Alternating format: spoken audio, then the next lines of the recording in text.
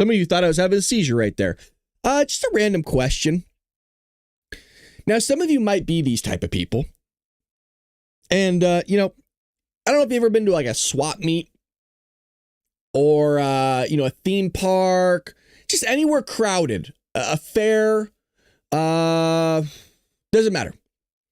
And you're walking and going, this is fun. Look at me looking at things I'm not going to buy. Right. And then you're kind of doing that wishful thinking. Well, we could have a better life, but we don't. And so you're walking around and just the person in front of you stops. They just stop right in front of you. It's the craziest thing. You're looking, they're looking, but they're with their cart. And this might even happen to you at the grocery store. Just not a care in the world. And they'll just stop. And you will stop. And what I've started doing, I just start going like this. Like, oh, this is weird. I guess traffic stopped. Huh. Does anybody else experience those people? Are you one of those people? I got to know. Let me know in the live chat. If you are, change. You're holding everybody up. Anyways, I was thinking about that randomly this morning while I was making my cup of coffee. It's good to see all of you. And I'm wetting my whistle. Here we go. All righty. Well, there's always news. There always will be news. And, well, here we go. So, as you can see in the title of today's episode, Democrats are deeply divided. That party, I mean... We used to say, and I said this, look, I'll admit it. I said it like, man, they're really unified. And look, they still are. If they want to get something done, they're still unified. But in the sense of having a platform, a policy, an ideology, a front runner, a leader, I don't know what that party stands for anymore. I used to know what they stand for because you can listen to, like I said, you'd always just go back to the JFK days. If you really want a good idea of what Democrats stand for, go back to JFK or go back to, hell, even Bill Clinton wasn't that far off. And I will say, if you go back to like 2006, 2007, and you listen to Barack Obama when he was senator and his old school speeches, you'd hear like he was for deportations and he did deport people. And like I said, I mean, he had some whack stuff in there, but for the most part, still pretty Democrat. Nowadays, I don't know. They're going full socialist, man. So Elizabeth Warren has endorsed self-described Democratic socialist. See, when you put Democratic in front of there, it's different. Yeah, it's different. It's not socialist anymore. Just want to point out that socialism at some point, you could have democratic socialism, but at some point, just because you want socialism to get done, and actually that it wouldn't be true socialism in the first place because you have democratic in front of it, that at some point you'd have to utilize force, and the force comes in the form of government to implement those socialist ideas because democracy is not going to really work out so well when meshed with socialism. Socialism will absorb democracy, and well, it's GG there. Zohran Mamdani in the New York City mayoral race, signaling her support for a sharp leftward turn that many in the Democratic Party establishment fear will alienate moderate voters ahead of the 2026 midterms. Look, I'm not from New York. If New York wants us to go through, I'm always curious to have a guinea pig. And there's no better guinea pig than having one of the major cities of the United States of America turn into full socialists. I got to see what happens. So if you're in New York, please vote for this guy because I'm curious. I have no desire to go tour there. I have no desire to live there. I have no desire to go to New York City whatsoever other than be a fly on the wall and see what happens with democratic socialism and see if the guy actually has the balls to do it. Hey, if it's going to fall, let it fall. While senior Democrats like Senator Minority Leader Chuck Schumer and House Minority Leader Hakeem Jeffries have remained silent on Mamdani's candidacy, Warren has come out in strong support of his most controversial policies, including rent control. Check this out. This is crazy. Government-run grocery stores and massive tax hikes on high earners. You notice it's interesting they changed this because a lot of this stuff was effective of basically a lot of white people. Now, I just want to point out rent control is wild because what do? when the landlord starts eating all of the cost of somebody else's living, or at least a good portion of it. Well, you de-incentivize rent at all, and you're not going to want people to invest in properties in the state of New York, especially when there's massive tax hikes on high earners. High earners are just going to leave the state, and they're going to invest their money somewhere else. They might take it to Florida. Hell, they might take it to another Democrat state, but I don't know why you would. Because if you're willing to do that to New York City, what's stopping you from implementing similar policies in another Democrat-ran area? What, are you going to go to California? That's one of the most taxed states in the union. That's difficult to do business. I would know. You're looking at a business right here. It's not fun. It's difficult. And, well, the massive tax hikes, they're just going to get rid of these high earners. They're just going to get out of the state. They're going to go to Florida. What sucks for Florida is a lot of these high earners are also Democrats themselves, and they're going to go to Florida and vote for that crap. God, government-run grocery stores is wild. I really don't get it, you guys. It's not There's something to be said. There needs to be some sort of psychological study where there's something with the brain for some people that they are not capable of looking at other areas around the world to see the outgrowths of socialism and how it hasn't worked. And currently right now, socialist governments aren't working just because, again, I don't want to hear this whole, well, there's Democratic in front of it, Brad. It's okay. No, it's not. I don't care. You put lipstick on a pig, it's still a pig. The lipstick's the Democratic part. The pig part's socialist. You're still going full socialism on this crap. I don't trust it. I don't even want to take a chance with it because I'm capable of seeing what things have done around the world with this word right here. Not a fan of it. And I don't know why other people aren't able to just look around and be like, you know what? This isn't something I want to gamble on. I think I'm okay. Because it's tough to revert back. Quote, when someone stands up and says, I will lead this city by making it more affordable. This is the Democratic message.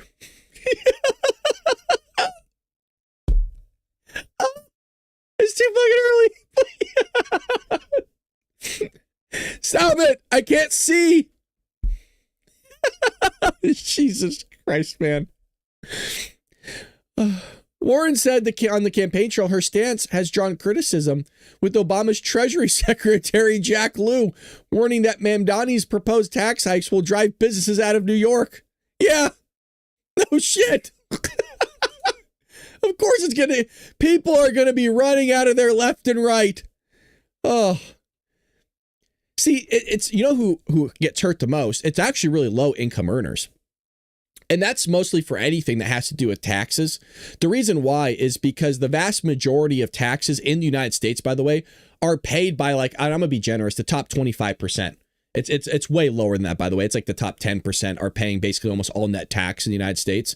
And so I always think it's funny when people are like, well, you're incentivizing the rich in the taxes. Well, I would say that, look, as somebody that pays taxes, okay, I think it's interesting that, you know, you're hounding the people that maybe should get some sort of break, actually, because they're the ones that are paying all net taxes in the United States. So wouldn't it make sense to kind of give a little bit of relief on them compared to the people that aren't paying all the net taxes in the United States? That's a little weird. And by the way, they're the ones, again, the massive earners are the ones that actually can afford to leave the state, where these low income individuals are not able to. So whether you're increasing rent control or not, people are just going to leave. And by the way, if you want to have rent control, then what they might do is just go live in their own place. Now you don't have a place to live anymore. Or they sell it. Either way, you ain't going to be able to afford it, so you just lost the place to live. There you go. Or if they're really wealthy, they just won't rent it out at all, and they'll just absorb the cost because they wouldn't be making money on it anyways, and they'll just leave it vacant. But then guess what? Socialism comes in, right? And you've already heard what Zohran Mamdani wants to do with that. Oh, well, there's a lot of these high risers that are empty. We're going to have the homeless come in. Well, there you go. Oh, you own a piece of property? We're going to have the homeless come in. We're just going to take it from you.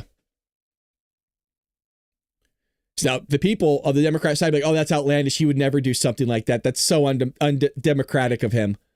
Yeah, well, he's not a Democrat. Okay, he's a socialist. That's why the word's there.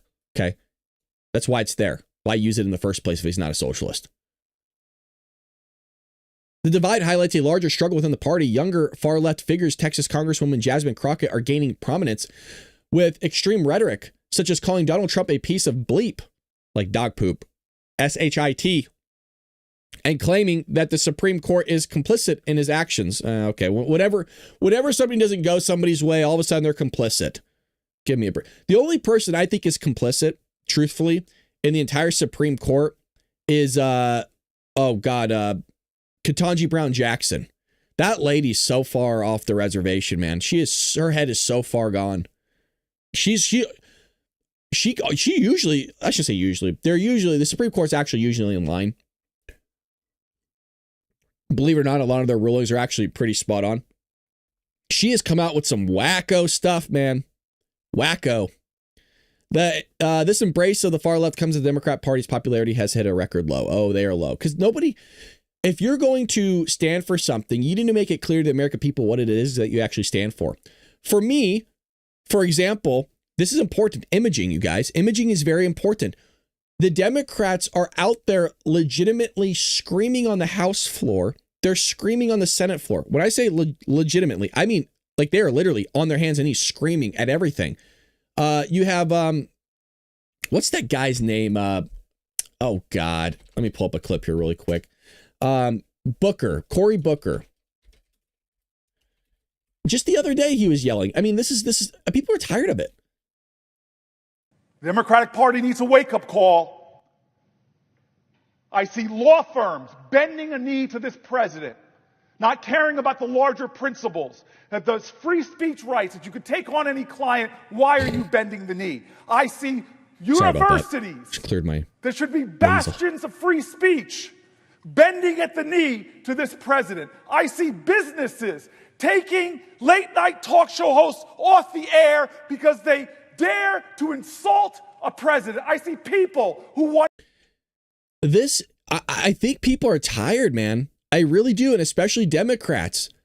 I think they could see through this. Donald Trump's not taking anybody. See, they're so accustomed to lying and getting away with it that no longer can there, because before they really had a lot of the media that were complicit with all of them, meaning that you had the Operation Mockingbird taking place. It is taking place still. If you're not familiar with what that is the media apparatus utilizing the intelligence agencies to spread the narrative and the propaganda of the Democrat Party and the deep state.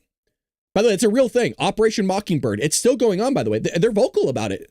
I love how people go, oh, that's a conspiracy theory, Brad. Now you're sounding insane. No, it's not a conspiracy theory.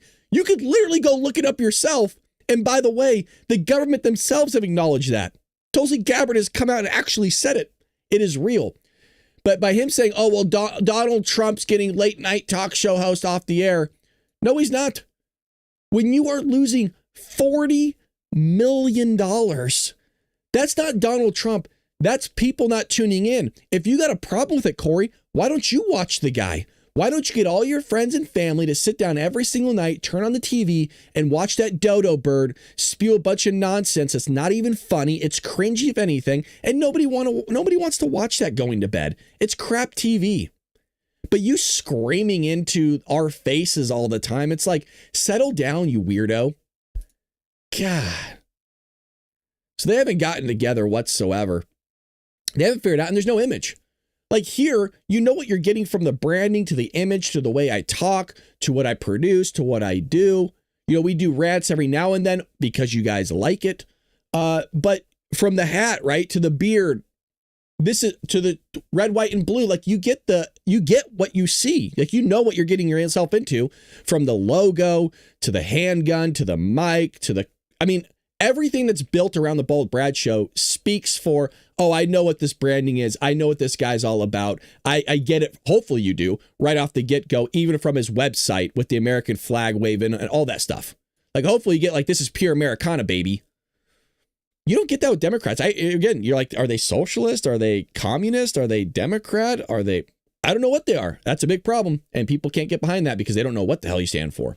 Well, Texas redistricting standoff continues here.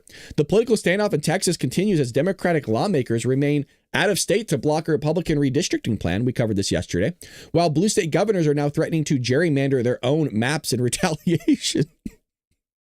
You gotta love this, right? Oh, it's so wrong. Gerrymandering's terrible. We're going to do it too. You have been doing it, you nut jobs. Like, give me a break. Again, they think we're all stupid. They think we're idiots. The Democratic lawmakers who fled Texas to break quorum remain in stalemate with Republicans who are exploring legal options to compel their return. You got Ken Paxton, the Attorney General of Texas, said in his office considering trying to have the lawmakers arrested or even removed from office.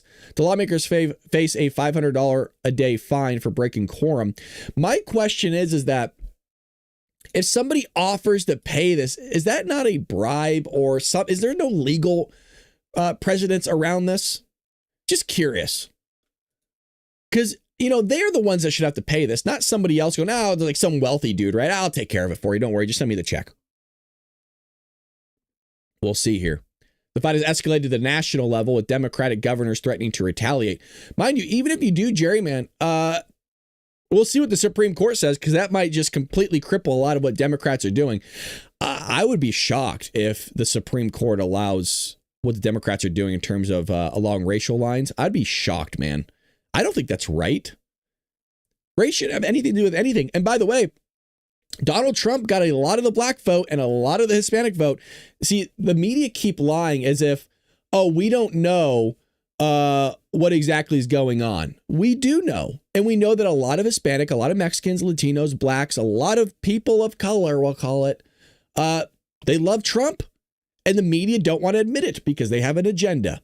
Because their agenda is to label all of us racist and bigots, even though we get along with everybody. How do we know that? You can look around with your own eyes. You get along with black people. There's black people in the chat. You get along with Mexican people. There's Mexican people in the chat. You get along with white people. There's white people in the chat. Because we don't care two bleeps about race. We don't care. Democrats, they thrive off of it. And that's why I never understood why people of different races are so involved in identity politics. It's destructive. It's gross, personally. And you know what? At the end of the day, the only thing we really have in common, I mean, there's a lot of things, truthfully, but I'm trying to narrate here. We're American, baby. That's what we are. You're not Indian American. You're not Muslim American. You're not Christian American. You're not these Italian Americans or Hispanic American or Mexican American. I'm so tired of that lingo. You're an American, okay? Stop putting everything in front of what you are. I'm tired of it. By the way, there was this one lady, I retweeted it the other day, that is a politician and just full blown says, Democrat of Illinois says in Spanish, I'm a proud Guatemalan before I'm American. Quiero terminar diciendo unas palabras en español porque yo soy guatemalteca con mucho orgullo, primero que soy americana. Quote, I'm a proud Guatemalan before I'm American. And some of people will look at this like, that's not a big issue. What's the big deal? Because I really question people's loyalty to this country. I really do. It's a little worrisome, man, when you got a lot of people coming over here and now they're entering into politics and their loyalty is like, we do the Pledge of Allegiance for a reason. You pledge allegiance to this country, not to Guatemala, not whatever country that you left. You left it for a reason. If you want to pledge allegiance to them, go right back on over there. We don't want you here. And I don't care if you even think like, oh, I want to assimilate here. I promise. Because when things go rough and God forbid there's a world war and now you got to pick a side. Look, I'm not so sure you're going to pick the American side. I'm not so sure you're going to, pledge allegiance to our flag and our country. So it makes me a little worrisome. I don't know about all of you if you guys feel the same sentiment. I mean, it's continually one party burning our flag all the time. There's a lot of Hispanics burning the flag. Mexico isn't exactly one of the most friendliest of nations to us. People claim that they are, but it's not very friendly when you don't want to secure your own damn border and you allow hundreds of thousands of Americans to die of fentanyl and you allow people to cross your border just free willy-nilly all the time and murderers, sex traffickers, drug traffickers, gang members, all this stuff to flow across the border. It's not very friendly, you guys. Oh, no, we get along with Mexico great. No, we don't. I don't even like when Trump says that. Oh, we're great with Mexico. No, we're not. What the hell are you talking about? I would look at that guy straight in his face. I would literally say, what the fuck are you talking about, dude? I don't care that he's the president. If you're going to say something stupid, I really don't care who you are. If anybody knows my true personality, my mom would even tell you, I will tell you straight to your damn face, you're out of your damn mind. I don't care if you're somebody greater than me, you're my boss. I mean, I will rephrase it nicely, but I'll disagree with you. I'll be like, I don't know what's going on, but you're out of your mind if you think Mexico is our ally and our Mexico gets along with us. Give me a break. A friend doesn't do that. A friend does not allow a rapist to enter into your household or a murderer. And then not only that, decide not to leave. Yeah, friends don't do that. Friends don't give you fentanyl, folks. Friends don't give you drugs. They don't let you hang out with shady ass people. That just doesn't happen. Okay, they're not friendly. No, they're not. And I got to say, if something were to happen, it makes you wonder, gee, are people going to start spying on us that live here in this country? I'm sure they already do. Makes me wonder where people's loyalty lies. And a lot of Americans, I'm not so sure, the ones that immigrated here, if they actually pledge allegiance to our flag and our country. And I'll tell you what, you guys, I see it all the time. I've been in public school. You think these kids growing up are pledging allegiance? You think so? I'll tell you right now, in public school, the majority of kids, I don't care if you're in a white neighborhood, black neighborhood, or where you're at, it doesn't matter. I've been in all of it. I've been in the wealthy schools up there in LA where all the Hollywood fucking people send their kids. And then I've been in the inner city part of it down there by the Staples Center. All of it. I've been on both sides of the coin. Majority of them don't stand for the flag or do the Pledge of Allegiance. Majority of them don't. Because they're all taught that this country sucks. But they'll live here. They'll live here. Well, speaking of education, you like that segue? Look what I did there. Oklahoma to require America First test for teachers.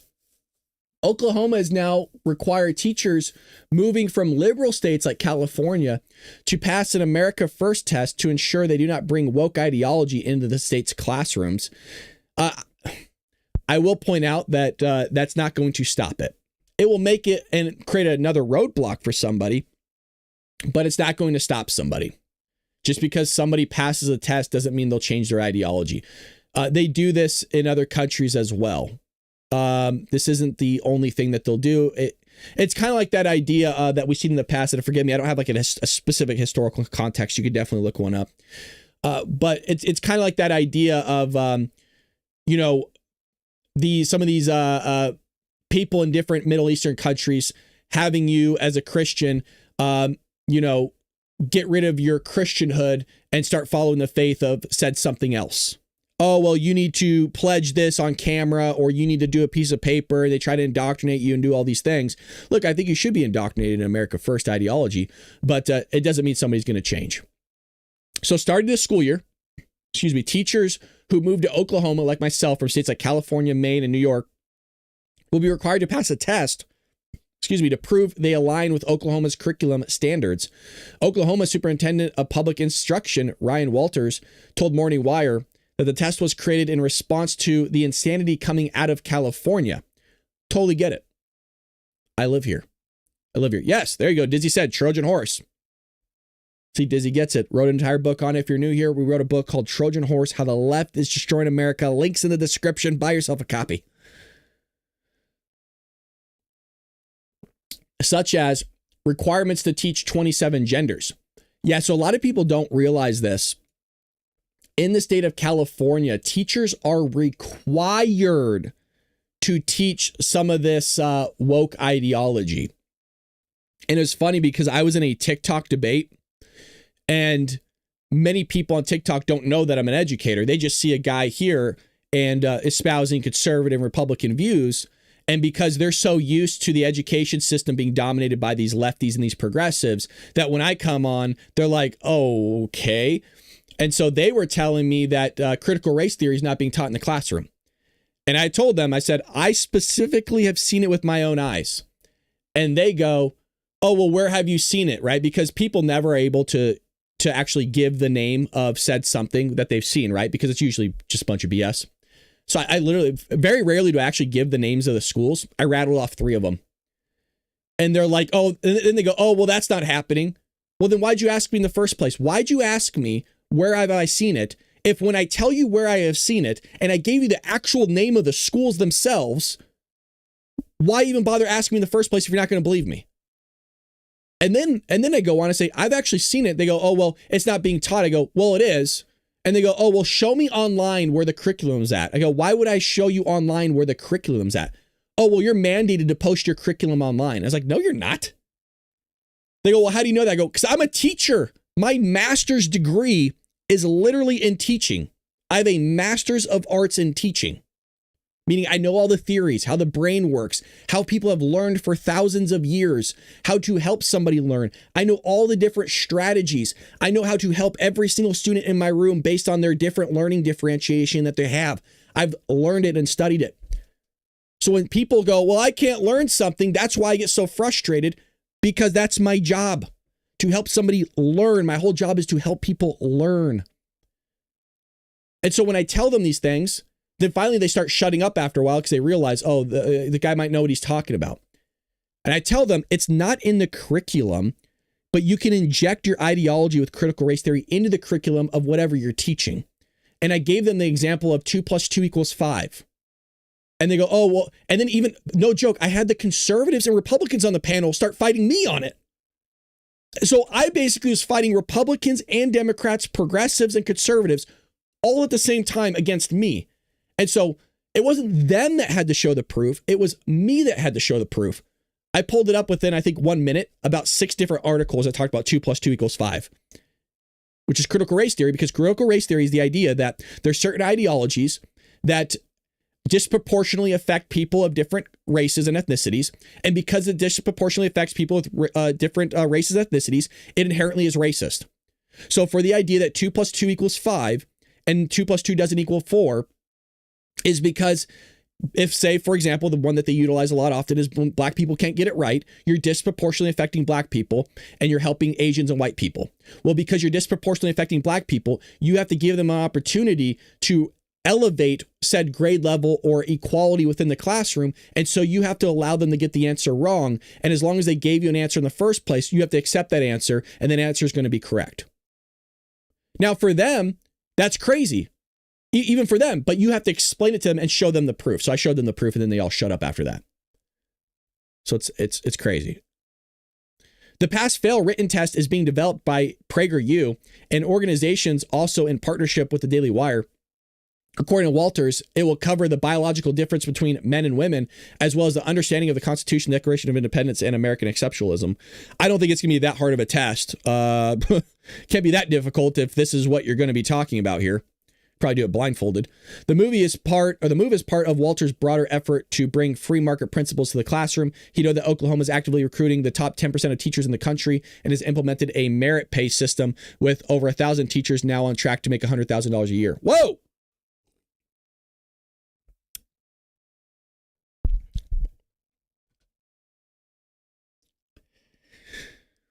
Huh. Interesting. Folks? Is Brad going to Oklahoma? I'm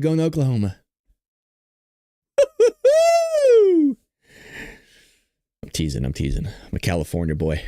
But I don't know how much longer. Oh, boy. Well, we also have another socialist here. Speaking of Mamdani. Again, if you're just joining us, Elizabeth Warren and other Democrats like AOC and others are slowly backing Mamdani more and more. I think it'd be very interesting to see what happens to New York City. But a socialist is praising Biden honcho build luxury travel to taxpayers. Uh-oh, IG's finding somebody's billing luxury taxpayer to you. Now, I have no idea what that meant, but I said it. So I guess Lina Khan, Shaka Khan, the head of the Federal Trade Commission, Under former President Joe Biden and one of the administration's most far-left members, billed taxpayers for a luxury car service while barnstorming. What the hell is that? I've never heard of that before. Barnstorming the country on the eve of the presidential election, according to an inspector general probe. As part of a Charge Card Act review, the FTC's, I love that, by the way. Thank you. I love these reviews. The FTC's inspector general found unusually high expenses for travel. So if you're confused, basically what they're doing is almost an audit, a review. We do these. So when it's not busy season for accounting, if anybody wants to know, I used to be a public accountant, not for a long time, but I was a public accountant. And what you do, and you do this for personal finance, really you could do this for anything. You do this for grades, you could do this for your expenses, your income, whatever it is. And you want to do a year over year a difference. You want to see the change year over year. Well, what you would do is you would rack up kind of on average what you would have in a traditional year and then offset that with whatever current year you're doing.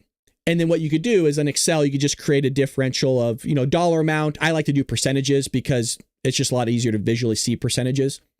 And so when you see a massive difference, well, that has you zoom in and go, well, what's going on here? Why is there a massive change? You want to know why you do that? It doesn't mean anybody broke the law or did anything nefarious.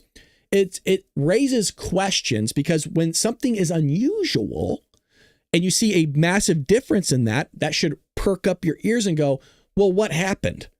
And by the way, that's what you do with a lot of things. You just ask, well, what happened? Because once you find out what happened, then you know if it's illegal or not illegal.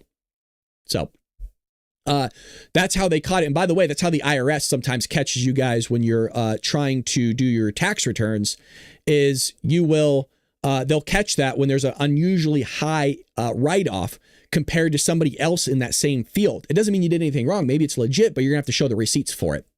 So unusually high expenses for travel, including nearly $19,000 for booking a private car service. Wow, jeez. Whoa. During 16 trips to other cities. By the way, guys, I've done a private car service. So when I go to Florida, I'll do a private car service just because I don't want to deal with the Uber drivers. It's probably double the price of an Uber, but it's a little bit more luxury, and usually it's when I'm on vacation. But it's not that, I shouldn't say it's double. It's not that much more expensive. It's getting more expensive as time goes on. This is crazy. I ain't paying that. You guys know me, I'm cheap. I ain't paying that. Plus additional cost for using the service to get around Washington, D.C. It found that Khan had used the service for the ease of transportation without addressing a less expensive alternative. Well, that's how socialism works. Somebody else is footing the bill. And then somebody else is always the taxpayer. Always. Whether it's healthcare, any sort of service that's being provided, because socialists want the government to provide everything. Well, when the government provides everything, the government gets its money from somebody, and that's you, the citizen. So it doesn't matter how much it costs because they're not the ones paying for it. It's the same way with your healthcare bill. Well, it doesn't matter how much it costs. Somebody else is paying for it. I understand you guys pay your healthcare. I get that. The premiums, I get that. There's the deductible too. I understand that. But our healthcare system is just a pool of everybody else's money. And so the people that aren't injured are the ones paying for the people that are injured at that current present time. Now, the whole thing would fall apart because it's socialized that if everybody ends up going to the emergency room and you have a massive natural disaster, well, now everybody's tapping into that system all at once. Well, then you don't have any more money. So when somebody's paying for somebody else here like this, well, it doesn't matter. It doesn't matter how much your cast is. It doesn't matter how much your x-ray is. Somebody else is paying for it. Doesn't matter how much a private car service is. Doesn't matter how much a luxury travel expenses or hotel service. Somebody else is paying for it. It found that Khan had used the service for ease of transportation without addressing, again, a less expensive alternative. I don't know, maybe get an Uber, a taxi, walking. When I lived in DC, I walked on average 6 miles a day. I calculated. On average, I walked 6 miles a day. And by the way, I didn't mind it because Washington, D.C. is actually very transportation friendly. They got the metro down there. Everything's within walking distance for the most part. You might have to walk a mile or two to get to your destination, but it was great. And a lot of people walked. So there you have another Democrat spending our money. Look, all politicians pull this crap. And frankly, I'm tired of it. I'm just tired of people just wasting money all the time. All the time. We do it in our personal lives. Look, if you do it in your personal life, is it a little bit hypocritical to hound a politician for doing it? Yeah, it is. But, it's still, you're still right to call it out. Wrong is wrong. Shouldn't be doing it. Brad, also, not to mention in the accounting world is why audits are conducted every year to make sure things are being recorded properly on the books.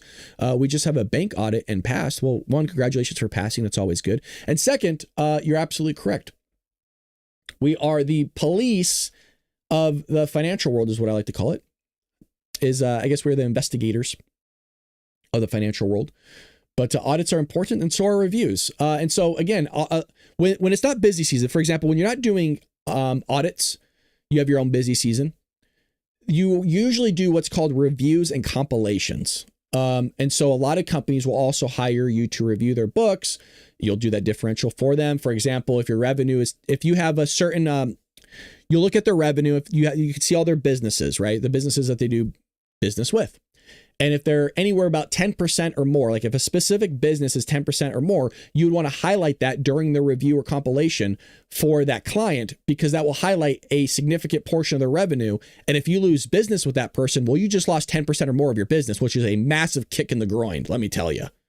What is Jerome Powell's future is asked by Dizzy and Def. I don't know. I mean, Trump's not going to fire him. And a part of me wants to think that behind the scenes, as much as people want the interest rates to be lowered, I think there is enough people that know that the tariffs and what's going on with them isn't necessarily a bad step to kind of take a step back, like, hey, we want to see the outgrowths of what these tariffs actually do and what they actually produce. So I think unless the pressure gets him to resign. I mean, there's been rumors that he's going to be let go, or that he's going to resign himself, or sometimes the pressure itself gets somebody to resign. So I don't see him being fired. I see him kind of walking away off into the sunset, maybe after the midterms. But dude, I'm probably wrong. Take whatever I say with that with a grain of salt. I have no idea. I think the guy could have dropped it maybe a quarter or half a point just to kind of play ball, be friendly, but I don't know what he's going to do. So we got Bill Maher here predicting what will happen in the 2028 New York, if New York elects Mamdani now. So that's going to be kind of interesting. Let's see this. New York is New York. It's definitely it's the media capital, the financial capital.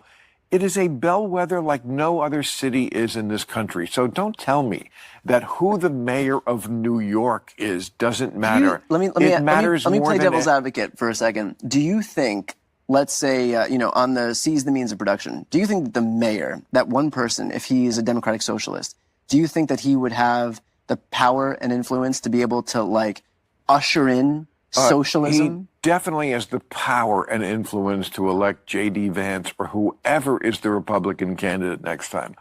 It is a walking commercial for the Republican Party nationally. I think the Republicans are going to... When you let the Democrat socialists... And now they're actually calling themselves socialists. When you let them take over a major American city, this is what you get. The state-run grocery stores, which work so well in Cuba and the Soviet Union and Venezuela. Just bad ideas. And again, this ugly streak. Well, you look streak of anti-Semitism. Who's the most popular politician on the left?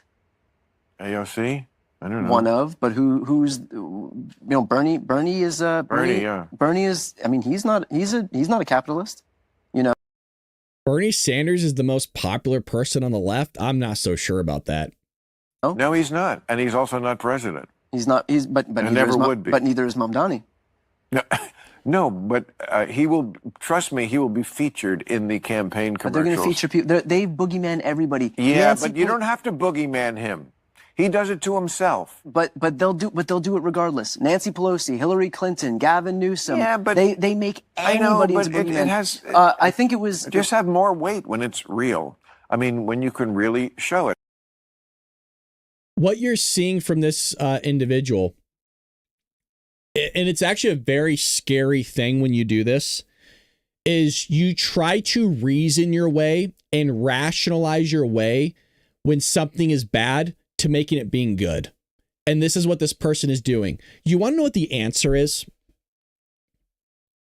you don't put in Mamdani, you just put into somebody that's actually a Democrat. And he is right in the sense of, well, they're going to just kind of make everybody out to be bad. Correct. That's just politics in general. The other side is going to make it seem like this person is way worse than what they really are. The problem is that when you do that from both sides, is that the people that are really bad, like Mamdani, is that you kind of, the water's been so muddied, you just haven't been able to see through it in so long that you kind of don't know the difference anymore between what is wrong and what is super wrong. I'll give you an example. Mamdani's terrible, right? AOC's terrible. Bernie Sanders, terrible. People disagree with that, whatever. Why don't you just put in an actual Democrat? Why do they have to be a socialist? That's the answer there. But they don't know the difference between the two. I'm not saying he literally doesn't know the difference. In terms of the Democrat Party being so muddied, the water's so muddied, you actually can't tell the difference. You can't see the difference between a Democrat and a socialist anymore. Excuse me. Because the water is so muddy. They've conflated the two almost. So he's rationalized, well, they just do this to everybody, so shouldn't we just have them there? No. Why don't you just put forth an actual Democrat? You got freaking 150 million choices that you can make here in this country. Half the country is Democrat. You could go find them. But, oh, well, we got to rationalize why we need a socialist up there. No, you don't. You have Mayor Eric Adams. I don't like the guy, but the guy's probably pretty close to as much of a Democrat as you're going to get. So you got that there for you. I mean, I mean, look, when Bill Maher's disagreeing with you and Bill Maher's on your side, a little bit of a problem. That should at least wake you up a little bit when your own side's going, well, I'm not so sure on this. Not all the time. Sometimes your own side is wrong. Case in point, what I told you with that 2 + 2 = 5. That's when you have to know your stuff. Sometimes when everybody is against you, tell you what, herd mentality is a real thing. And when everybody's pushing back against you, even your own side, you better know your stuff and you better be concrete and have a lot of faith in it because, you know, it's not always the easiest thing. Now that scenario I was very confident in because not only had I seen it with my own eyes, but also my degrees in that, my professions in that, and also, I wrote a book about critical race theory, which comes from critical law studies. So that also helps to write a book about certain things. So I know some stuff. I'm smart, Mom. Look at me. All righty. Well, let's do this here really quick. You know what? We're going to do a test here. I just want to see if this works really quick. Let's just do a little bada bing, bada boom. Let's see if this happens. Everybody look at your monitors. And it did work. All right. Well, when Rumble first started in 2013, they built a platform, an awesome platform for small creators such as myself.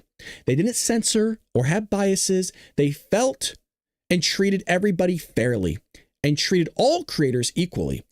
No one thought platforms would censor political conversations or censor opinions on COVID, but they did. By the way, Facebook literally admitted to it. They fell to the pressure of the Biden-Harris administration. Rumble did not. Rumble held the line. And by the way, I'm going to be clear right now. This is one of the most important ad reads I've ever done. And I'm not highlighting that just because they're a sponsor right now. Listen carefully. You are going to have to give up your ID on YouTube, Spotify, all these apps, okay? If you want to get the Bald Brad show or whatever, that's not me. People are saying Rumble is not going to cave to that. So if you want to continue on watching videos and have an adult content, meaning like the Bald Brad show, Rumble is the place for you, man. Because if you want to give up your ID on YouTube, it's coming here in the next couple weeks to a month. Rumble, from what I'm hearing, is not doing that. Corporate America is fighting to remove speech. Rumble is fighting to keep it. Rumble won't survive with brand advertisers. They don't get much of it. Well, I'll tell you what, a lot of advertisers are going to be moving over to Rumble real quick if YouTube does that. If YouTube requires ID, from what I'm hearing, a lot of you Americans aren't going to do it. I don't blame you. You're not giving up your ID. You're not giving up your information. You're going to fight back. Rumble has your back. Watching our show on Rumble is the most they can ask from you. But if you really believe in this, if you believe in the fight, and you have the means, one major way you can help Rumble survive is by joining Rumble Premium. Join the community that believes in the First Amendment and believes in the human right to free speech. Rumble's offering a $10 off discount with promo code STUDIO, all caps, when you purchase an annual subscription. Go to rumble.com/premium and use promo code STUDIO. Like I said, if you have the means and believe in the cause, now is the time to join Rumble. We do our Rumble Dark MAGA podcast on Rumble only for premium a couple times a month. And so we'd love for you to join us. It's a small knit group, and I love it, by the way. I love having you guys over there on Rumble Premium because it's more of a there's about 20 of us in the chat all together, and it's a lot of fun. It's one of my favorite shows to do is when it's restricted to Rumble Premium. Doesn't mean when it's not restricted I don't have fun, but it's nice to have like a core group of people in there. We all get to hang out, and you get some one-on-one love by Bald Brad.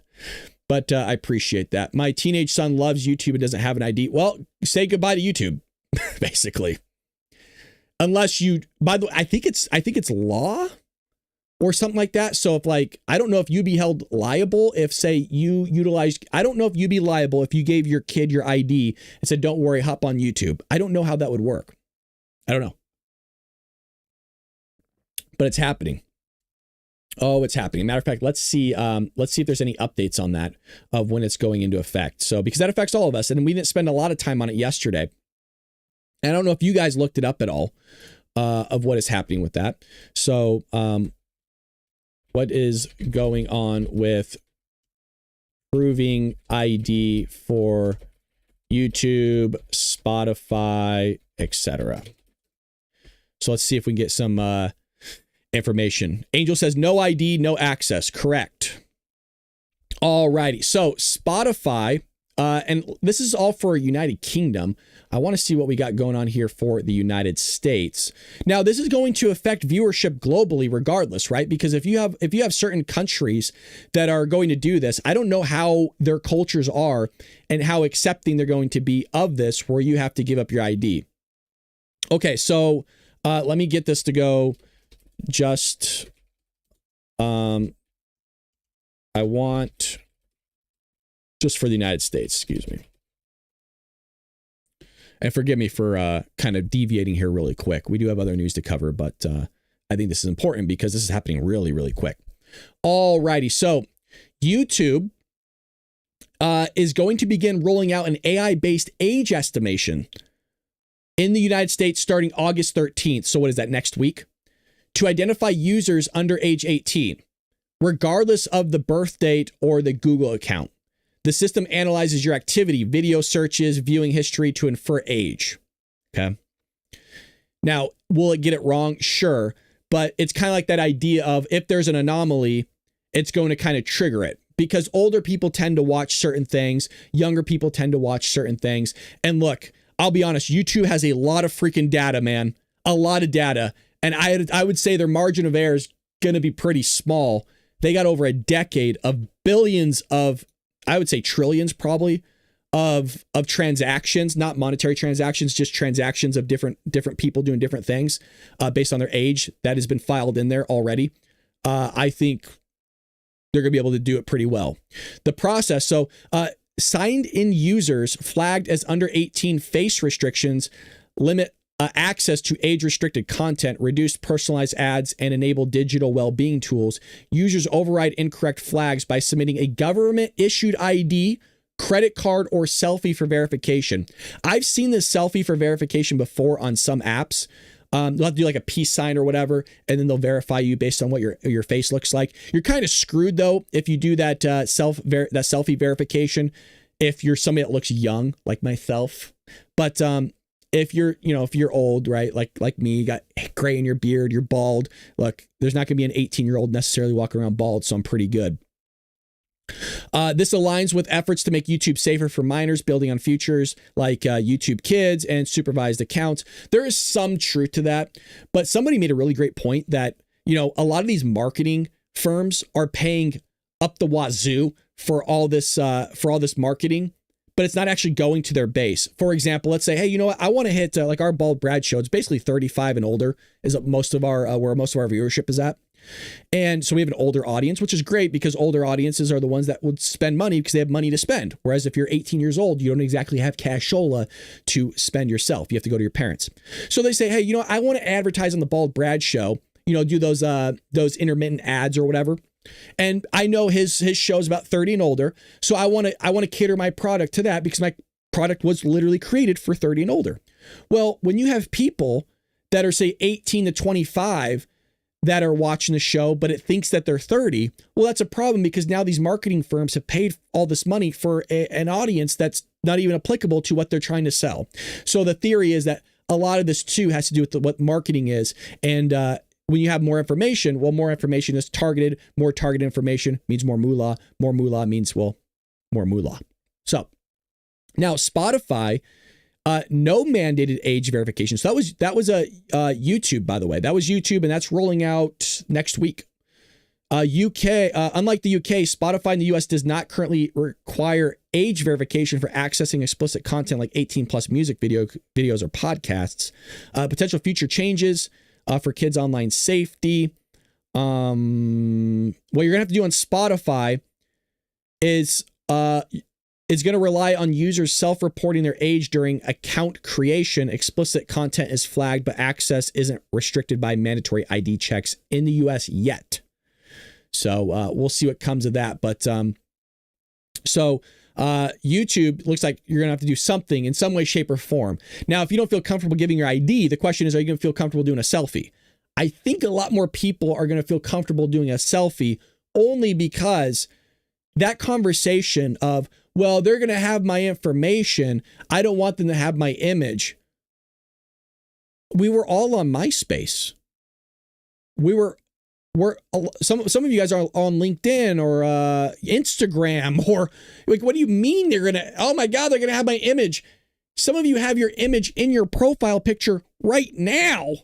Like Krager, I could see Krager's face. Krager handsome. You know, Dizzy. So I think some people will feel more comfortable doing an age verification, doing a selfie, but you guys let me know in the chat. Are you willing to do an age verification on YouTube with a selfie? I'm not talking about ID. Look, you already gave me your answer on that. I get it. But are you willing to do a selfie verification? Just curious. Bring back MySpace, please. MySpace is still up. You can still get on it.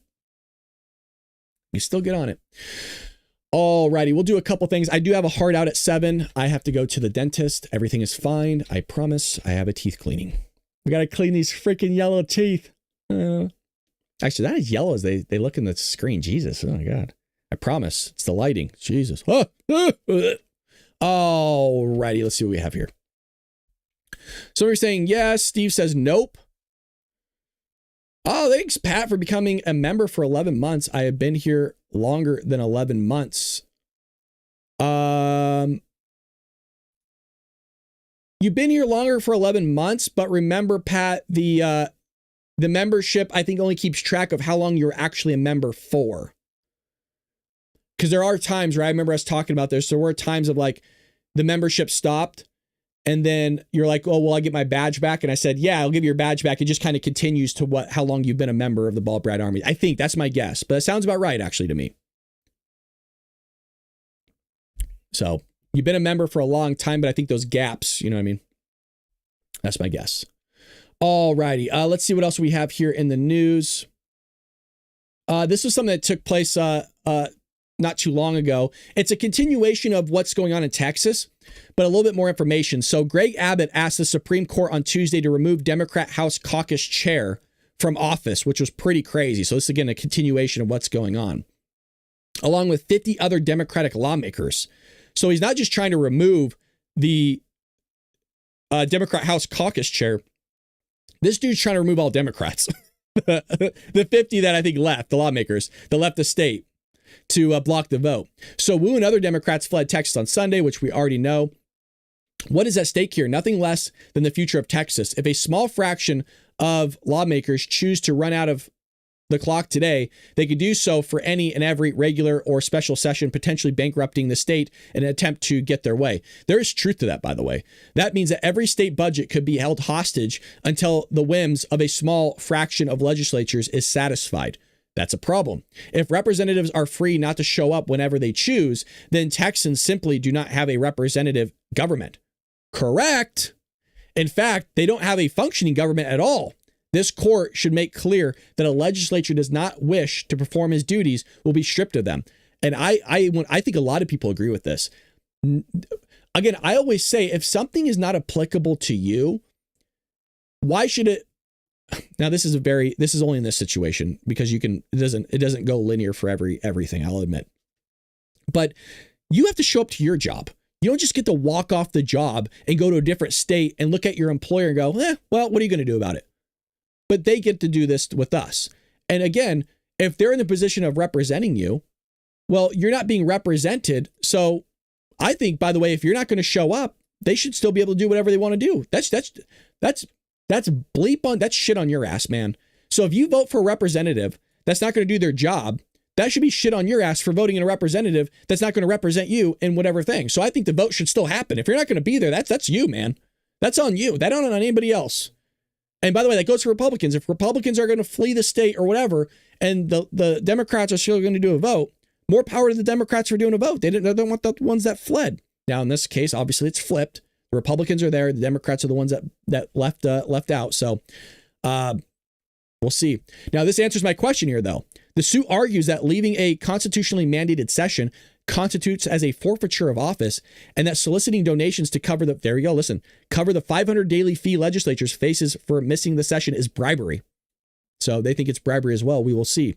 But we don't know what's going to happen here. We'll try to keep you guys updated on all of that. But that's the most current news. That article dropped about an hour ago. So when we started the show, let's see what else. There's not much news today, folks. I pretty much covered most of it. If you want to take a little peeky here, just kind of go over some rapid stuff really quick. We got Elizabeth Warren in there. Alligator Alcatraz has some new competition, the Speedway Slammer. We'll look at that later. The most popular Republican nominee was, I could just tell you what he said. He said it's going to be probably JD Vance and a Marco Rubio ticket, which I think would be really strong. I would rather like to see JD Vance being vice president against pretty rough for him. I just really like Marco Rubio. So, I mean, if you're looking at a JD Vance, Marco Rubio ticket where JD Vance, you kind of just go up the ladder, right? You have JD Vance, Marco Rubio. Well, then you're looking at maybe JD Vance, Marco Rubio for the next 8 years, I guess, and then have Marco come up. But Marco's going to be old by then, so I don't know. I mean, Trump's old, but I've really been enjoying what Marco Rubio's been doing. I would like to hear a little bit more of what Marco's plans would be for the country, and I think he's learning a lot with these foreign affairs. I just think I think right now Marco's probably a better choice than JD Vance is basically what I'm saying. But other than that, you guys, look, we've kind of covered some of this. We covered Ghislaine Maxwell yesterday on Dark MAGA, where her attorneys are not happy with what the DOJ might be doing of unsealing grand jury transcripts. And so if you're not familiar, she did meet with the Deputy Attorney General. They did a recording of the hours-long multi-day meeting that they had. There were names that were given. There were victims' names that were given as well. So they're trying to block out the victims' names. And they're debating right now if they want to unseal the transcripts for all of us to read, which would be actually pretty awesome. But the problem is that the attorney for Maxwell says, well, we don't know what you guys are putting in there, so we're not comfortable with this release because we want to read it beforehand. Now, the only thing that makes sense to me is, well, you were in the room, so wouldn't you know what she had said?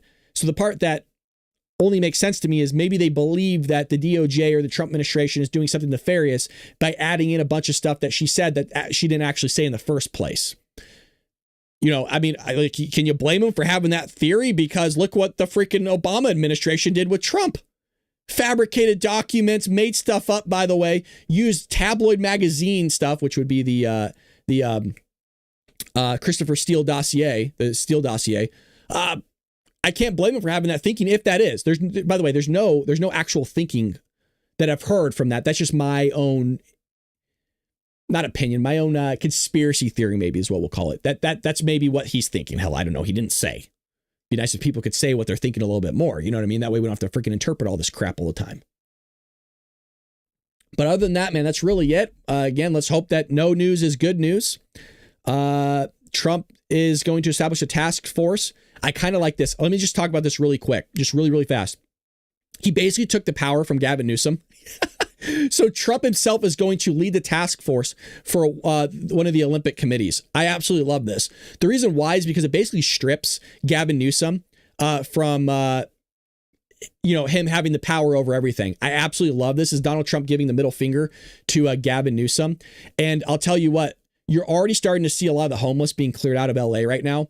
Because remember, we have the summer 2028 games, and we have over a quarter of the homeless population in LA County alone. You're going to start seeing things you've never seen before. The closest thing you're going to see what you're about to see was when you had the Xi Jinping coming into San Francisco and Gavin Newsom swabbing the streets up with Q-tips to make it so clean for that guy. That's basically what you're going to see, because Gavin Newsom doesn't want you guys and the rest of the world to see what we have to see every day on a daily basis living in the state of California, with guys defecating in front of cameras, people getting assaulted, raped, all that stuff. So yeah, you can't have that on world television, can you? Or a guy doing the fentanyl crawl, walking around like a zombie with his ass hanging out and his balls swaying back and forth on camera. You can't have any of that. That's on a daily basis here in the state of California, by the way. Well, with that being said, thank you so much, you guys, for always showing me love, always showing up. It's the community here that makes this show special. It's not me. It's not the news I cover. It's all of you guys in the chat making friends with one another. There's a lot of people that listen on audio only. They don't engage in the chat, but they still love the show. God bless you guys. I know that you're here. I hear you as much as you hear me. Now, that doesn't really make sense because I don't hear from you at all, but you get what I mean by the sentiment and the heart that I'm pouring out for you right now, baby. But I love all of you guys that are listening on audio only, or I'm on your phones and you're there working, you're grinding, you're trying to make a living for you and your loved ones. God bless you for, sacrificing. And that's what this life is about. It's sacrificing for the others, or sacrificing for your loved one, or hell, even sacrificing for yourself. There's sacrifice to be said in there. It might be self-aggrandizement, or it might be selfish, but that sacrifice needs to be made for your life to be made better. And so I hope that your day goes well. I hope that if your job is rough today, I hope it gets better. And just know there's people thinking about you. And one of those people is Bald Brad. And I appreciate you. I might not know your name. I might not know what you look like, but I'm rooting for you. And so what I will say, if you're having a rough day, sometimes it helps just to get out of the office for a 10-minute walk. Go walk around the building. I used to do that a lot as an accountant. About every hour, whenever I needed it, but about every hour, I would take the elevator down because I was on the 7th floor. I'd go down and I'd walk around the building, the structure. It's a big ass complex, but I'd go walk around, just get some fresh air, some sunlight. I'd force a smile.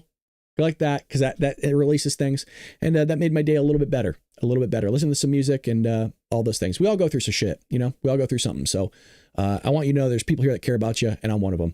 And there's a lot of other people in the community as well that care about you. So with that being said, we will be back here tomorrow morning, 6 a.m. Pacific Standard Time. Don't forget, you guys, starting next week, we're back to our normal programming, meaning I would have been done 5 minutes ago. We might test going a little bit under an hour, maybe do like a 50 minute podcast rather than exactly an hour, but we'll see what happens with that. We'll kind of see what the community sentiment is regarding all of that as well. So with that being said, we'll see you tomorrow here on the Bald Brad Show. Take care, Patriots.